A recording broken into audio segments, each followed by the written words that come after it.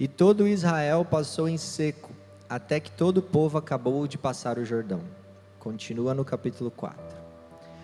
Sucedeu, pois, que acabando todo o povo de passar o Jordão, falou o Senhor a Josué, dizendo: tomai do povo 12 homens, de cada tribo um homem, e mandai-lhes, dizendo: tomai daqui, do meio do Jordão, do lugar do assento dos pés dos sacerdotes, 12 pedras, e levai-a convosco a outra banda, e depositai-as no alojamento em que haveis de passar esta noite. Chamou, pois, Josué os 12 homens que escolhera dos filhos de Israel, de cada tribo um homem, e disse-lhes: passai diante da arca do Senhor vosso Deus, ao meio do Jordão, e levante cada um uma pedra sobre o seu ombro, segundo o número das tribos, para que isto seja por sinal entre vós, e quando vossos filhos, no futuro, perguntarem, dizendo: que significam estas pedras? Então lhes direis que as águas do Jordão se separaram diante da arca do concerto do Senhor. Passando ela pelo Jordão, separaram-se as águas do Jordão. Assim, essas pedras serão para memorial, para sempre, para os filhos de Israel. Amém. Dá mais uma salva de palmas para Jesus que está aqui. Pode sentar, dando glória a Deus.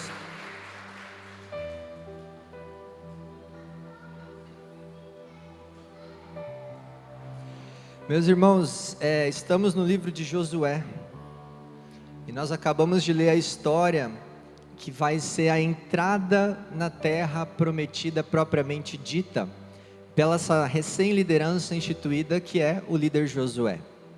Moisés já havia falecido e tinha ficado do lado da Transjordânia, onde Deus recolheu a vida dele e permitiu ele apenas avistar a Cisjordânia, que era do outro lado do Rio Jordão, aonde ele viu, mas não pôde entrar.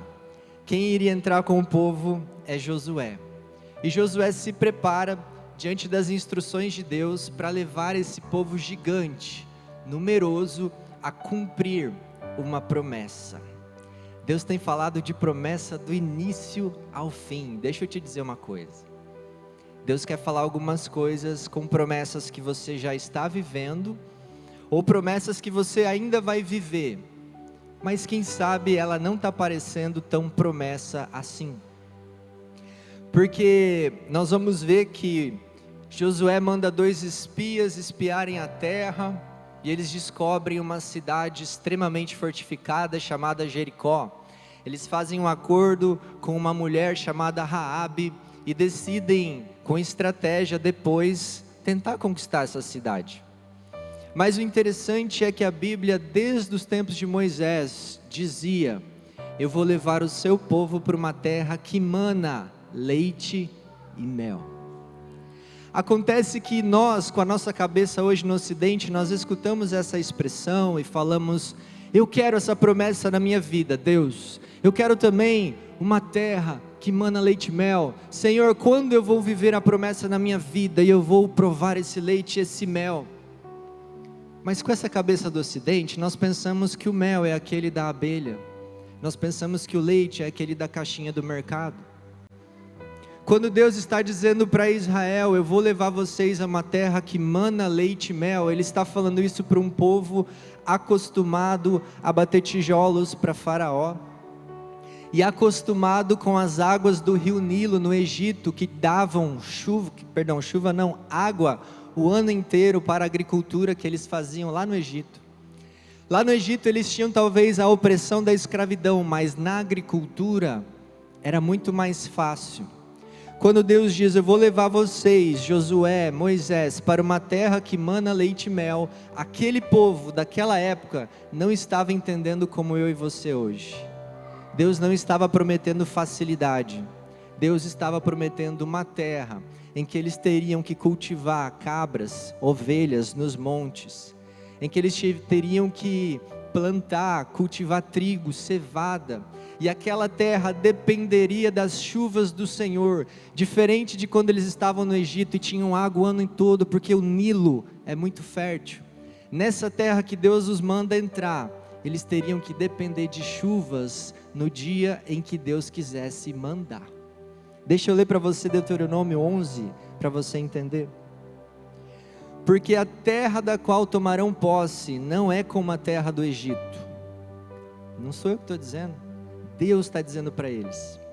De onde vocês vieram, na qual plantavam as sementes e tinham que fazer a irrigação a pé, porque tinha água abundante, como em uma horta. A terra em que vocês, atravessando o Jordão, vão entrar para tomar posse dela, é terra de montes e vales, que bebe chuva do céu. É uma terra da qual o Senhor, o seu Deus, cuida. Os olhos do Senhor, o seu Deus, estão continuamente sobre ela, do início, pega agora, ao fim do ano. Deus está levando o povo para cumprir uma promessa, numa terra em que de cara, eles teriam que aprender novas técnicas de agricultura, era um outro solo, um outro terreno, uma outra condição agrícola, e eles teriam que depender das chuvas que Deus mandava para fazer as estações. Até hoje o calendário judaico é baseado na agricultura e nas estações da chuva, trigo, cevada, azeite, oliva, vinho, romã, tâmara, figos, e tudo isso Deus foi trazendo para eles, mas colocando eles na palma da mão e dizendo: lá no Egito vocês dependiam de Faraó, mas aqui vocês vão ter que ralar e trabalhar, mas vão depender de mim. O que Deus está dizendo, meu irmão, é que existem promessas, que quem sabe você pisou o pé nessa terra, da promessa que Deus te prometeu esse ano ainda, mas hoje você faz um balanço no final de 2025 e olha para trás e diz: Deus, o Senhor me prometeu, mas não está parecendo que manou leite e mel. Só que se você olhar para trás, você vai ver que todos os dias até hoje, Deus estava com os olhos sobre a tua terra, cuidando e regando e trazendo chuvas no tempo certo. Sabe aquele filho que Deus te prometeu? E você achou que nunca viriam fases difíceis? Seria uma terra que mana leite e mel. E hoje você se encontra tendo que regar o coração desse filho todos os dias, porque senão ele não quer mais saber do Senhor. Hoje você se encontra dependendo das chuvas de graça de Deus para viver a promessa, porque quem sabe lá no Egito era mais fácil. Deus está lembrando o coração de alguém aqui, não é porque está difícil que não é a terra prometida. Na verdade, esse era o propósito desde o começo, manter o povo do Senhor dependente dele. Quem está entendendo? A vida dos israelitas não seria fácil, meu irmão, na terra de Canaã. Seria muito trabalhosa, mas o valor daquela terra não era nem o que ela ia produzir, mas era que os olhos do Senhor cuidariam dela do início do ano ao fim do ano. Quem sabe você pode no final desse ano comparar com os ímpios, algumas vidas de pessoas que a gente conhece. Se abrir o Instagram, bate até uma deprê, né? É lancha para todo lado, é dinheiro para todo lado, meu Deus, que vida boa, que vida fácil. Só que quem disse que aquela terra está sendo cuidada do início do ano ao fim pelos olhos do Deus onipotente do universo? É melhor estar numa terra difícil, que você tem que reunir forças para vir no culto, reunir forças para ser o sacerdote que lidera a sua família, reunir forças para trabalhar, descobrir estratégias em Deus quando os inimigos se levantam. É melhor essa vida difícil, mas cuidada pelo Senhor como um jardim, do que estar debaixo do Egito na facilidade, mas descoberto da graça de Deus.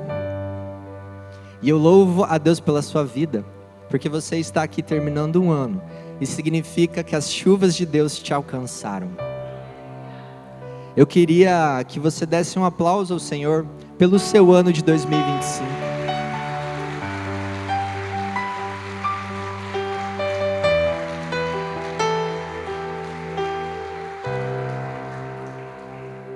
Sejamos gratos ao Senhor, irmão.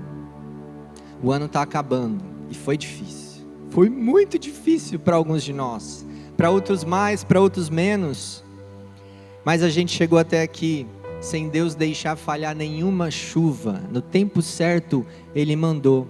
Lembra, no meio do ano, no início ou perto do final, quando você pensou em desistir e você falou, não dá mais, chega, aqui é o limite. E Deus mandou chuvas de graça. Foi alguém foi a presença, foi alguma bênção, alguma coisa ele fez no tempo certo.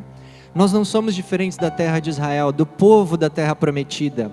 Eles tinham que esperar a chuva para a agricultura, e nós esperamos a chuva de graça quando nós estamos a ponto de desistir, e Deus manda.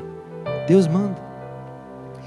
E o povo de Israel, meus irmãos, ele está na beira do Rio Jordão, tendo que atravessar aquele rio, que a Bíblia vai dizer que ele estava na época da enchente, quando o Rio Jordão está transbordando.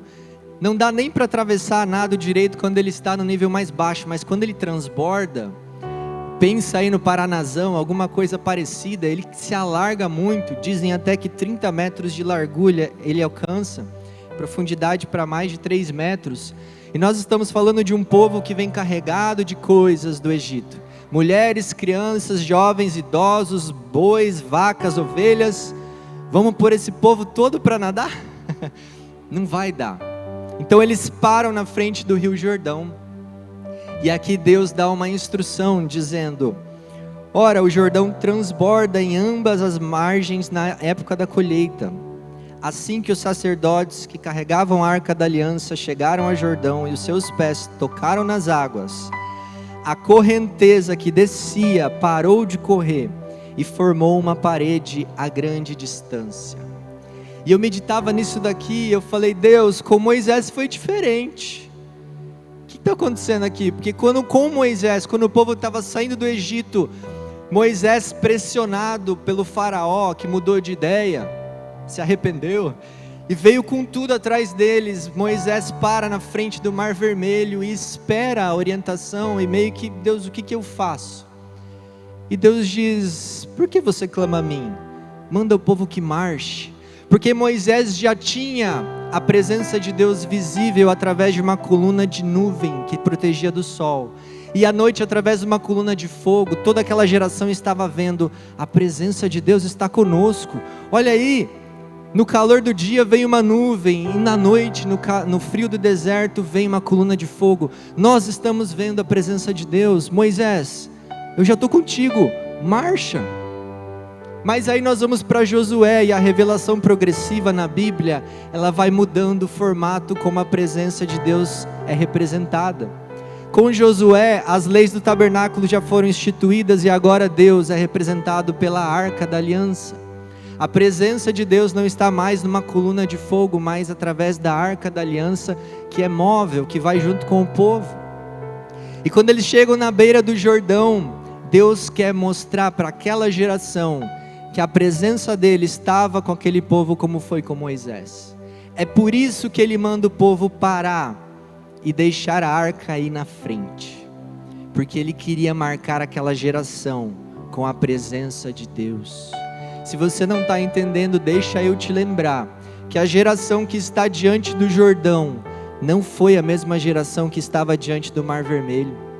Diante do Mar Vermelho, apenas Josué e Caleb estavam vivos para contar a história, porque Deus matou, devido à desobediência, toda uma geração em números no deserto.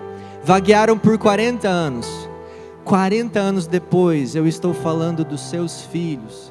40 anos depois, uma geração de filhos que não tinham visto o Mar Vermelho se abrir, que não conheceram o braço forte do Senhor, destronando os deuses do Egito, um após o outro. Estava agora diante do Rio Jordão, mas Deus queria marcar o coração dessa geração também. Marcar o coração dessa geração, pastor Diogo, como? Fazendo-os lembrar que Josué foi corajoso, que os pais foram corajosos, que a força dos homens fez ali uma estratégia e atravessou e conquistou a terra. Não. Deus queria ensinar para aquela geração de filhos que é a presença de Deus que resolve os problemas.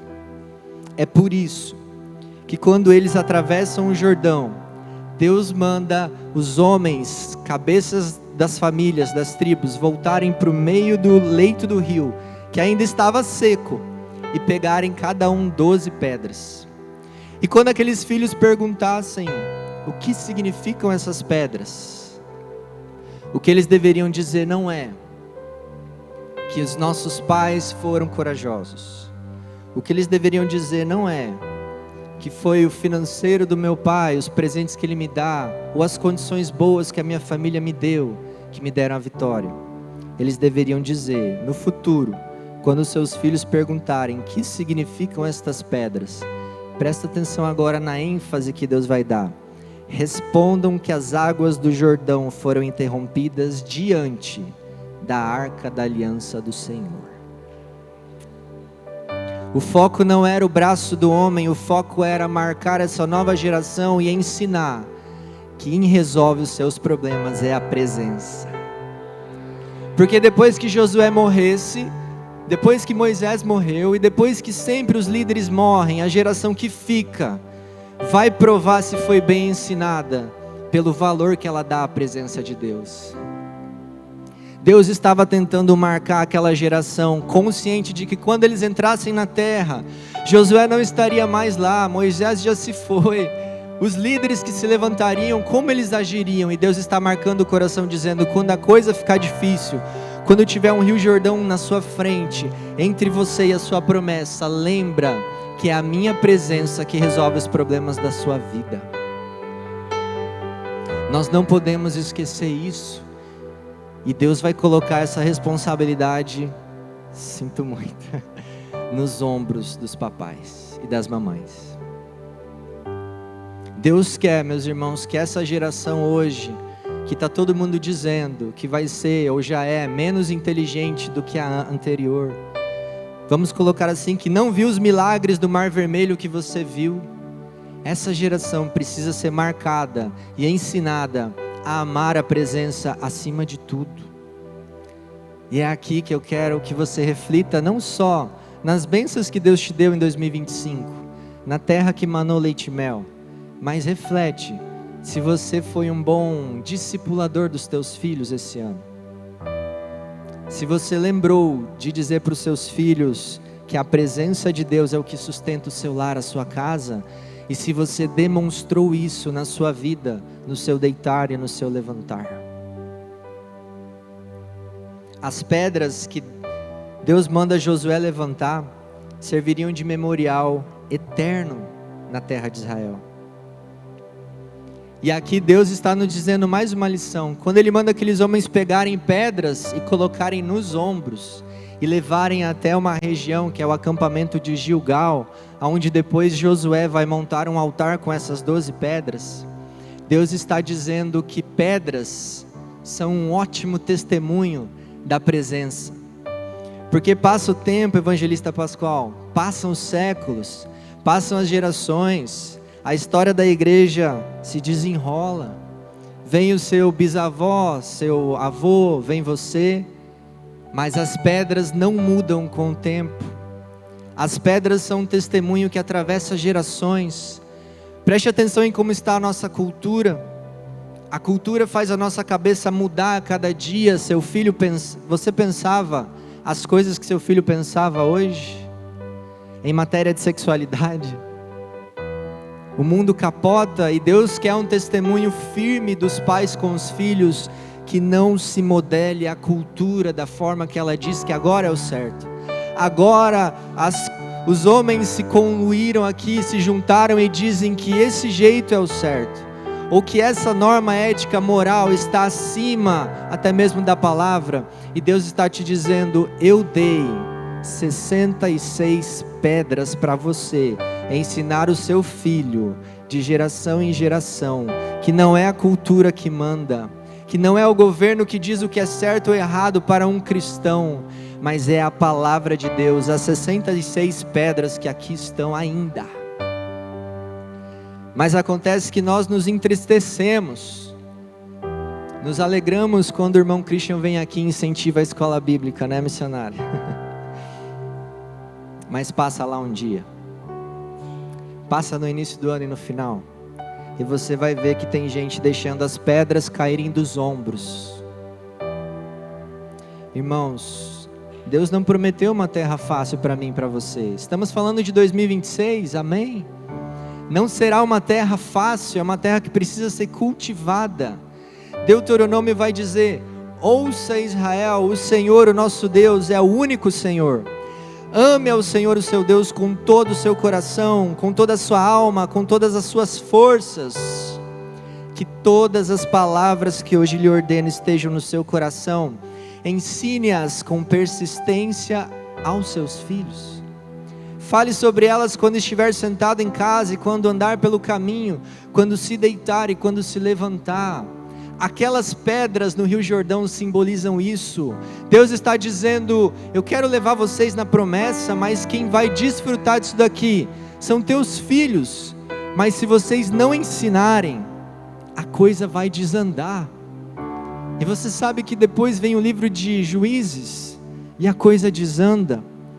E sempre no começo do livro de Juízes se levanta alguém ou um povo, voltava a fazer o que era mal aos olhos do Senhor, parece que esquecia das leis, dos estatutos, e Deus tinha que mandar opressão. Aonde foram parar as 12 pedras? Eles fizeram um altar em Gilgal. Essas pedras já devem estar soterradas pelo tempo, mas a questão é: quantos daqueles homens levaram os seus filhos para passear no altar de Gilgal? Porque Deus disse: no futuro, quando os seus filhos perguntarem, vocês vão dizer o que são essas pedras. Mas quem disse, meu irmão, que Deus está limitando a esperar o seu filho perguntar alguma coisa? Muitas vezes os pais, na cultura que nós vivemos, precisam chegar antes com conversas difíceis. Filho, vamos dar um passeio lá em Gilgal, fica pertinho de Jericó, já estamos do lado de cá mesmo, eu quero te mostrar uma coisa. Olha esse altar de 12 pedras, bonito, né? Sabe de onde essas pedras foram tiradas? De quando Deus abriu o Rio Jordão e atravessou com o seu povo. Mas existiam aqueles pais que iam esperar o filho acidentalmente passar por Gilgal, ver o altar e perguntar. E Deus está dizendo que a cultura desse mundo tem chegado primeiro nos lares, porque alguns pais não querem ter conversas difíceis com os filhos. A pornografia está chegando na frente, primeiro, na cabeça de muitos adolescentes, e os pais só vão ter conversas depois que o filho já está enlameado, mais de 5 anos preso, sem conseguir passar mais do que 2 dias sem cair em masturbação e pornografia. E eu atendo eles. E eu pergunto: o seu pai nunca teve uma conversa difícil, franca, sobre o que existe na cultura aí fora? Vídeos de pessoas nuas fazendo o que não deve ser mostrado? Não. Aonde estão as pedras de Gilgal? É muito bom viver na sua geração, o fogo no monte, a glória. É muito bom você ver brinco de ouro, pó, bênção, presença de Deus, rodar, quebrar as cadeiras, ter vivido os melhores momentos do universo gospel no Brasil. Mas e os teus filhos? É fácil viver quando é para mim. Eu já senti a presença de Deus, já recebi. Agora deixa, cada um que cave os seus poços. Sim, cada um tem que cavar seus poços, mas você tem que discipular e ensinar. A escola bíblica foi de Deus, irmão Christian, porque nós temos testemunhos aqui de adolescentes que não largam do pai e da mãe e querem vir em todos os cultos na igreja, porque o pai decidiu levar ele junto na escola bíblica. Na escola bíblica ele aprendeu as 66 pedras com a missionária Cecília, com o pastor Jefferson, com o pastor Carlos, e hoje ele está mais do que interessado na presença de Deus. Depois, tadinha da missionária, corre nela e fala: posso inscrever meu filho para ano que vem? O Arthur do pastor Carlos já foi testemunhado aqui, o menino está sedento, pregando, eu converso com ele às vezes, sabe mais de Bíblia do que eu. Não tem nem, já fez 18 eu acho, né? Mas porque o pastor Carlos um dia com a pastora Marcela decidiram arrastar ele para a escola bíblica. Nós e essa geração é responsável pela próxima. Não espera a internet chegar primeiro, ela não respeita o seu cronograma familiar. Se você soltou um celular na mão do teu filho, a pornografia vai chegar rapidinho. E eu estou te falando isso porque eu não aguento mais estudar esse assunto. E todos os psicólogos, terapeutas dizem Já passou a hora dos pais esperarem o momento ideal para ter conversas difíceis com os filhos. Porque quando os pais reúnem a coragem e querem, o mundo já chegou ensinando todo tipo de posição, todo tipo de bestialidade. E você vai ser o inocente da sua casa. Não espere a internet chegar primeiro. Ela pode trazer informação, mas são as pedras do altar de Gilgal que trazem formação para o seu filho. Nesse mundo nós não vamos conseguir competir com a informação, mas a formação dele está nos teus ombros ainda. Eu estou pregando difícil assim, porque em 2026 nós queremos não só entrar na terra, mas permanecer nela. É fácil entrar, é fácil pensar que agora já conquistamos, mas e quando Josué morrer? E quando não tiver uma liderança instituída como Moisés e Josué, para liderar as tribos, quem vai se levantar e dizer, eu ainda guardei a minha pedra e vou guiar a minha família? Josué é um líder super preocupado, ele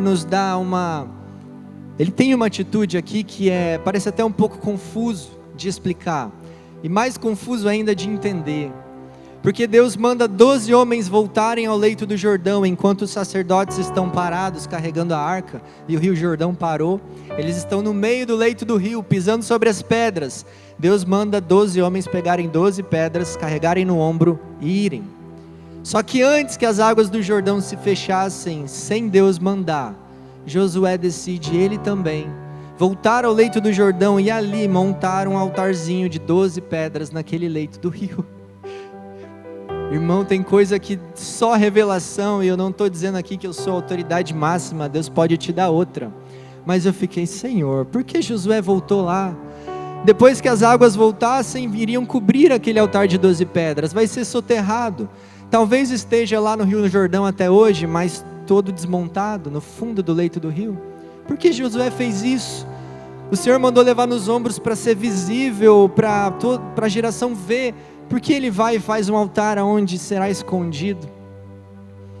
E o que Deus ministrou no meu coração é que Josué queria marcar o lugar aonde o Rio Jordão abriu. Porque o Mar Vermelho, o povo até podia voltar lá, e ele podia dizer, foi mais ou menos por aqui.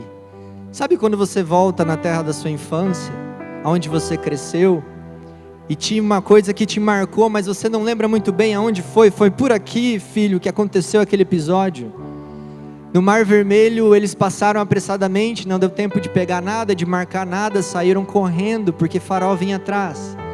E Josué, que era o único sobrevivente junto com Caleb, quem sabe pensou, aquela geração pereceu no deserto, eu queria tanto ter levado eles de volta, quem sabe, ao Mar Vermelho e mostrar, parem de seguir outros deuses, olha, foi aqui que Deus abriu o Mar Vermelho para nós, creiam no Senhor.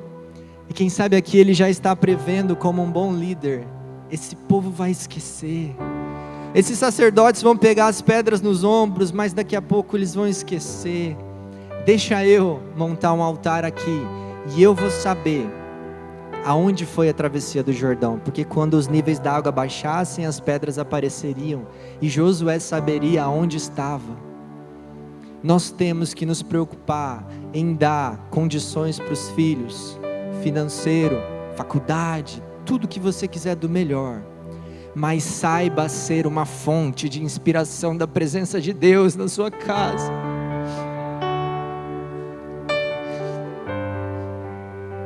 Saiba ser um farol, que quando seu filho precisar, você fala, filho, vem cá, eu sei aonde foi marcada a presença de Deus na minha vida, na nossa história, na nossa família, e você levar o seu filho lá. As pedras, meus irmãos, elas eram um memorial e elas não mudam com a cultura. Cuidado, não mude a sua cabeça com essa cultura.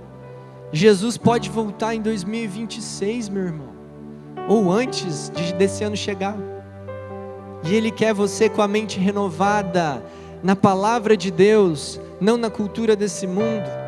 E eu estou dizendo isso porque o povo entra na terra prometida, e a primeira coisa, uma das primeiras que ele vai fazer, depois que se cansa de conquistar os filisteus, com os carros de ferro, é começar a absorver a cultura ao redor. Que pedra que nada, tá com limo, tá feia, joga aí no chão, joga no canto. Eu quero as rodas dos cananeus. Eu não quero saber de pedra, eu quero saber do ferro. Israel não dominava o ferro, eles entram na terra, eles topam com filisteus que dominavam o ferro. Eles têm tecnologias melhores. Eu vou construir um altar, eu vou, mas de ferro. Deus disse não, é de pedra. Pedra é aquilo que não muda com o tempo, é aquilo que Deus marcou o seu coração e só você tem para passar para o seu filho. Quem está entendendo esse mistério, Jesus amado? Meu irmão, eu não quero me delongar, porque a palavra já foi ministrada aqui, Deus já falou. Mas tem mais um ponto que eu queria trabalhar no seu coração. E aqui eu vou finalmente, para você suspirar, sair um pouco do pé dos pais e mães, e ir um pouquinho para a nossa vida. Porque quando Josué está sendo tomado por Deus e manda aqueles homens pegarem pedras, ele cita algo que, se a gente parar para observar, é fascinante. Ele vai dizer: ponha cada um de vocês uma pedra nos ombros, conforme o número das tribos dos israelitas. Elas servirão de sinais para vocês. Até aqui, ok. O problema, ou o extraordinário, é o que vem depois. No futuro, quando os seus filhos perguntarem o que significam essas pedras, respondam tal, tal, tal. A questão é, Israel está entrando numa terra que eles não conhecem. A Bíblia vai dizer que nessa terra eles tinham que ficar 900 metros distante da arca para saberem o caminho, porque eles nunca tinham passado por ali. Eles estão entrando num desafio novo que eles nunca viveram. Não era uma geração guerreira, era uma geração que cresceu no deserto, não acostumada com guerra, e de frente com o Jordão, eles vão topar com uma das cidades mais impenetráveis daquele tempo, que era Jericó. E eles precisavam passar por Jericó, porque não se conquista Canaã sem antes conquistar Jericó. Ela dominava as rotas comerciais daquela terra. E aquele povo está diante de uma cidade monumental, com muros de 4 até 8 metros, alguns dizem. Muros de contenção duplicados, tinha um muro aqui, depois casas no meio e mais muros aqui, de forma que se alguém conseguisse escalar, teria que lidar com as casas, e ainda outro muro para vencer Jericó. Para piorar, ela estava numa inclinação, o povo teria que lutar de baixo para cima. Um povo que cresceu no deserto, sem espadas, sem armas, sem nada, para enfrentar guerreiros milenares numa terra.